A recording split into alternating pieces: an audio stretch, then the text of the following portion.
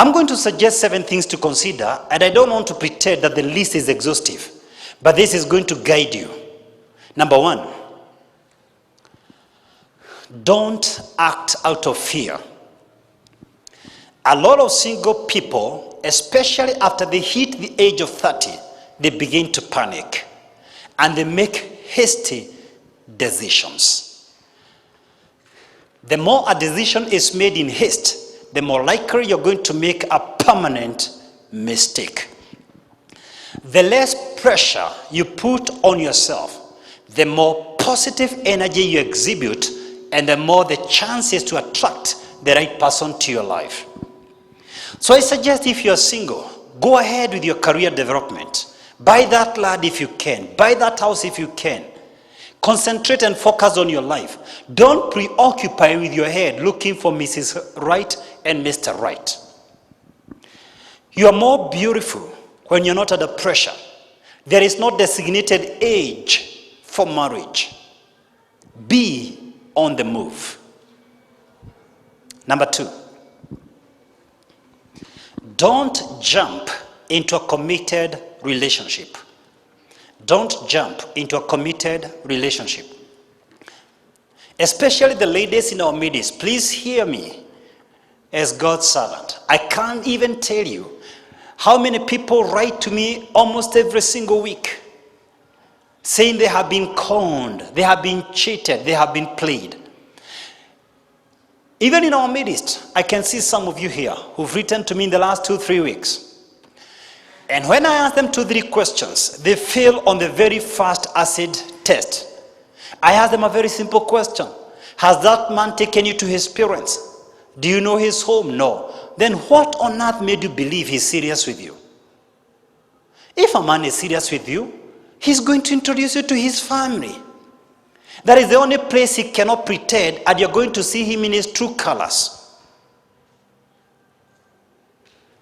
I guarantee you, you will continue reaping sorrows if you engage committed relationships. Refuse to buy the idea that stolen waters are sweeter, and go for your own person. The third consideration: don't expect someone to change after you tie the knot. Don't expect someone to change after you tie the knot. A lot of daters tolerate a lot of crap from the person they are dating. And for some strange reason, they continue believing that he or she is going to change after the wedding day. So I find a young girl dating a guy who is physically and verbally abusing her, and she has the audacity to believe the guy is going to change after their wedding. You meet someone who drinks until past midnight, and you somehow believe that you're the person who is going to change him after the wedding. You are living in a rude shock. You are living in utopia. Come back to reality. Number 4, take time before being involved emotionally. Take time before being involved emotionally. Don't allow lust to be your guide. Don't involve yourself emotionally before you get involved logically. A lot of daters have a unique blindness, the blindness of the mind.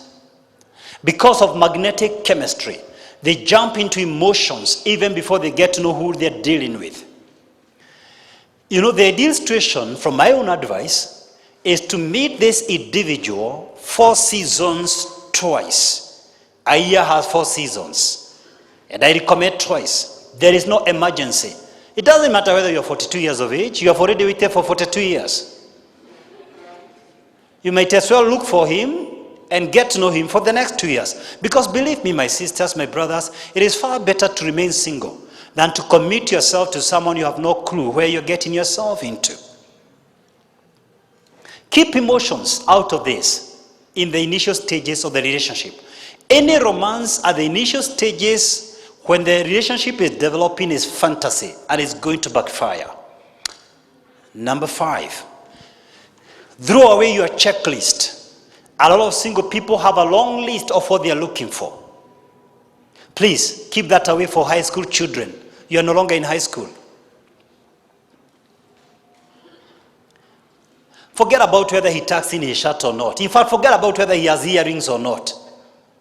Forget about whether she knows how to use cutlery or not. Some people are raised up in a place where they eat ugali using their fingers.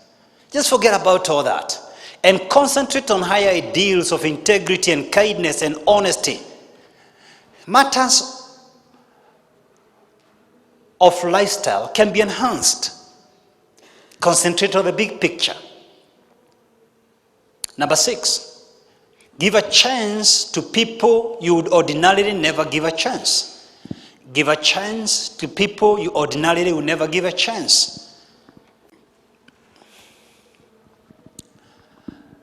Please, do not argue that she's not my type. Do not argue that he is not my type. Your type only exists in your head. It doesn't exist in this life. I'll never forget when we were in the university as students, especially girls in those days. They were looking up to some men who were pursuing perceived superior careers. So they wanted to get married to an engineer or a doctor or an architect. And I know some of them who are still single simply because they were looking for a certain career. Who here has been married by a career? Do you also recognize that success is not a matter of the career you did? Give people a chance. You know, when you're growing up, maybe you had a certain height you wanted of a man, 7 foot, and the dude that appears to you is only 5 foot. Take him for coffee date. Anyhow, you see, still waters run deep, but you may never know unless you give them a chance. That's why he may be so near the ground, because he's deep. Give them a chance. Number 7, look for someone you'll be comfortable to be in their presence. Look for someone you'll be comfortable to be in their presence. I'm saying this because I know some people who are married, but they never walk together as spouses. You will never see them together. Is that familiar? Because they're not comfortable with the person they married. They are not proud of the person they married. Someone who knows me for many years, like Erastus knows me very closely for over 15 years. If you find him after this meeting, he will tell you, I've never taken anyone for more dates, coffee, dinner, or otherwise, than my Mercy. She is by far my best company. At any given moment to interact with my life, at any given moment to come to my life, it will not take you 2 months to come to that conclusion. Don't get someone you are afraid of introducing and you start saying, this guy is a colleague, you know. Be with someone you can be 100% comfortable with. Because this is the only place you cannot afford to put on a mask.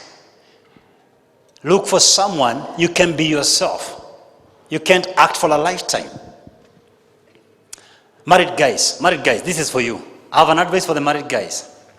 Never laugh at your wife's choices. You are one of them.